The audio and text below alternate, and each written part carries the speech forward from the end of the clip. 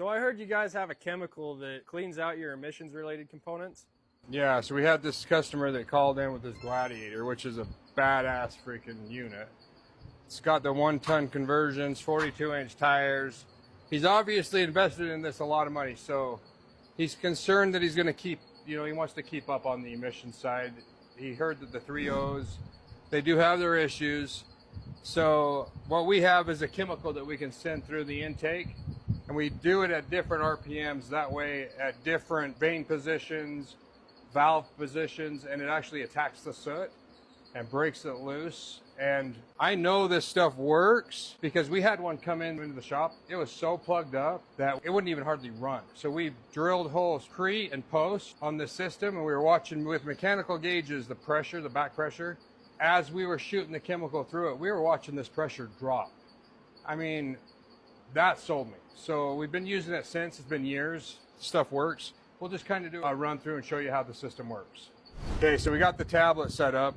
We've got the injector nozzle. We're going to pull the intake cap off. We're going to go past the sensor, and we're going to put that nozzle in there so that it atomizes the chemical into the intake.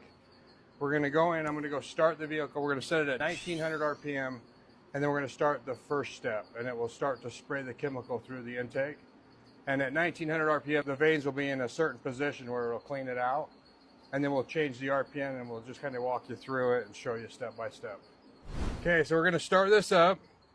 It's going to start it. I got the tablet here, so I'm going to come into the tablet, and we're going to set this. So I'm going to go to 1900 RPM, and we're going to hold it at 1900 RPM, and that's going to start injecting that chemical, and it will tell us when to move to step 2. So what this is doing is it's cleaning all that soot out of the EGR valve, the EGR cooler. I mean, everything's going to the DPF, and then there's another chemical to clean the DPF, but this stuff works. This stuff is awesome. All right, now we're gonna go to the next, and it's preparing for a throttle. Second treatment. We'll start the second treatment, and this one's at 1500 RPM. We'll go through this step. So now everything's in a different position. So now we're cleaning it at a different position. Vanes, EGR valve, and it's just showing me a timer, walks me through it. Once in a while, it'll give you a check engine light after we're done, but we'll clear it. It's just because it shows a little bit of moisture in the system. So now we'll go to next. Treatment 2 complete.